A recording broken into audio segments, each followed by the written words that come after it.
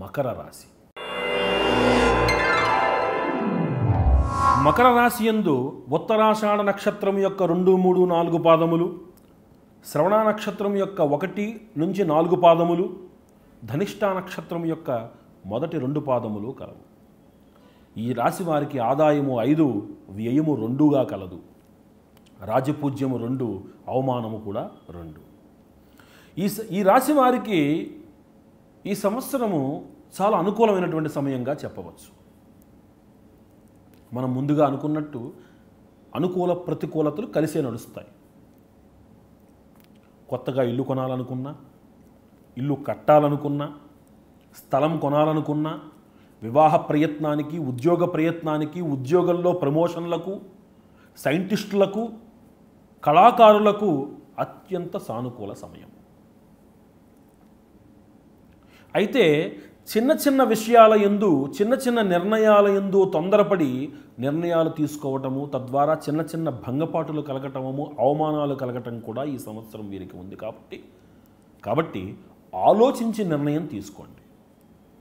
ఏ ఆలోచన, ఏ నిర్ణయం తీసుకునే ముందైనా తొందరపడకండి. 2, 3 సంప్రదించండి. ప్రతి పని యందు మీకు సానుకూలత లభిస్తోందనేటువంటి ఒక అహంకారాన్ని విడిచిపెట్టండి. ప్రయత్న సాఫల్యత కోసం కష్టపడండి. 2, 3 సంప్రదించి కానీ నిర్ణయం తీసుకోకండి. తొందరపాటు నిర్ణయాలు ఈ సంవత్సరం మీకు పడవు. ప్రతిదీ మీకు అనుకూలంగానే కనబడుతుంది, కానీ నిర్ణయం చేతిలోకి వచ్చేసరికి జరిగేటువంటి ప్రతికూలత యందు నష్టపోవడాన్ని ఇతరులతో సంప్రదించటం వల్ల మీరు అధిగమించవచ్చు. తద్వారా ఆ నష్టాన్ని మనం పూడ్చుకోవచ్చు, ఆ నివారించవచ్చు. విద్యార్థులు చక్కటి రాణింపు ఉంటుంది. పరీక్షల యందు అమోఘమైనటువంటి ఫలితాలు సంపాదిస్తారు. రాజకీయ నాయకులకు కొంత ఆటుపోట్లు ఉన్నప్పటికీ కూడా ఇంట గెలిచి రచ్చ ఓడినా గౌరవానికి భంగము లేదు. కాస్త ప్రతికూలత ఉన్నా గౌరవానికి భంగం లేదు. వారి పోస్టులకు ఏ విధమైనటువంటి ఆటంకము రాదు. వ్యాపారస్తులకు కూడా ఈ సంవత్సరం చాలా సానుకూలమైన సమయం.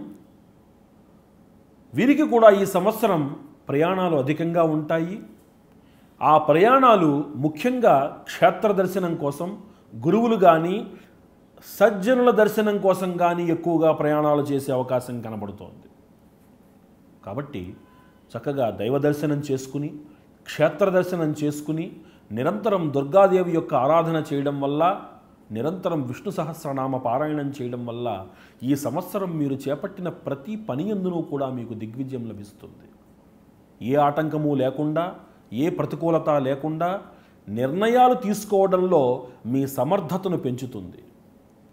తొందరపాటు నిర్ణయాలు తీసుకుని భంగపడటం ద్వారా జరిగేటువంటి నష్టాన్ని దుర్గాదేవి యొక్క ఆరాధన, విష్ణు సహస్రనామ పారాయణ వల్ల మీరు అధిగమించి మీ కుటుంబ జీవితంలో ఆనందానికి ఏ లోటు రాకుండా కాపాడుకోగలుగుతారు.